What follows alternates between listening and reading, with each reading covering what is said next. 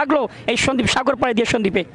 শুনেন, সাগর পাড়ি দিলে অনেক সময় মানুষ বলে যে সাগর পাড়ি দিলে ভয় থাকে, কিন্তু সন্দ্বীপ আসার পর মনে হয়েছে যে সেই সাগরের মধ্যে কোনো ভয় নাই। অত্যন্ত এত বেশি অতিথিপরায়ণ। আমি তো বারবার বলি যে আমি যদি আগে জানতাম এত অতিথিপরায়ণ, তো বহু আগেই প্রথমে সন্দ্বীপে আসতাম।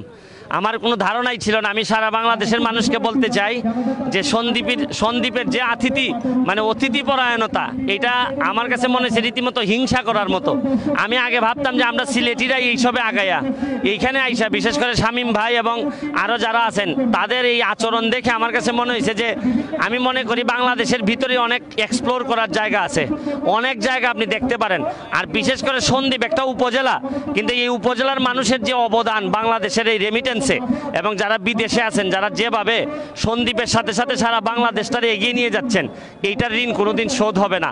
আমরা আজকে শুধু ফুটবল খেলতে আসছি ঠিকই, কিন্তু এইখানে কে জিতবো কে হারবো এটা বড় জিনিস না। যে ঘুমন্ত যে ফুটবল, এই ফুটবলটারে আমরা সন্দ্বীপবাসীকে সাথে নিয়ে সারা বাংলাদেশে এটা জায়গায় তুলতে চাই এবং বহুদূর নিয়ে যেতে চাই বাংলাদেশের টিমকে। বলবো আমরা আপনাদেরকে অনেক মিস করতেছি। হ্যাঁ তাই, আমরা অনেক মিস করতেছি। আপনারা প্রবাসী যারা আছেন তাদেরকে মিস করি। তবে যাই হোক, কোনো একটা লাইভের মাধ্যমে আপনাদেরকে নিয়ে আসতে চাই। আমরা মনে করবেন যে আমাদের সাথে আপনারা মাঠে আছেন এবং খেলা দেখতেছেন, উপভোগ করতেছেন। থ্যাংক ইউ, ধন্যবাদ। প্রিয় দর্শক, ব্যারিস্টার সৈয়দ সাইদুল হক সুমন তিনি কথা বলছিলেন।